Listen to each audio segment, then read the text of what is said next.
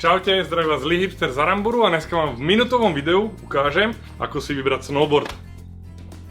Za minútu sa nedá vybrať snowboard a preto vám poviem, ako si snowboard nevyberať. Mnohí z vás si vyberajú snowboard na základe ceny alebo dizajnu. A to je na facku. Najmä začiatočníci si vyberajú lacné snowboardy. Ja vám poviem toľko, že snowboard, ktorý stojí v plnej cene do 250 €, je väčšinou úplne na prd.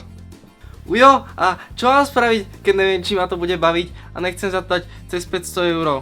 Ak nevieš, či ťa bude snowboarding baviť, tak si snowboard požičaj. Na nejakej požičovni ťa to vyjde pár euro. Alebo si ho požičaj jednoducho od kamoša. Zapamätaj si, že vždy je lepšia jazdená dobrá doska ako nová nekvalitná. Ja chcem snowboard rúžový a s kvetinkami. Nevyberaj si snowboard s kvetinkami. Vyberaj si snowboard podľa toho, na čo ho potrebuješ. Keď budem jazdiť na zjazdovke, nápad mi bude snowboard s kvetinkami, ktorý je do prašanu. Keď si chceš vybrať dobrý snowboard, tak ti poradím. Napíš mi na marcel@aramburu.sk alebo prídi k nám do predajne a jednoducho si nechaj poradiť.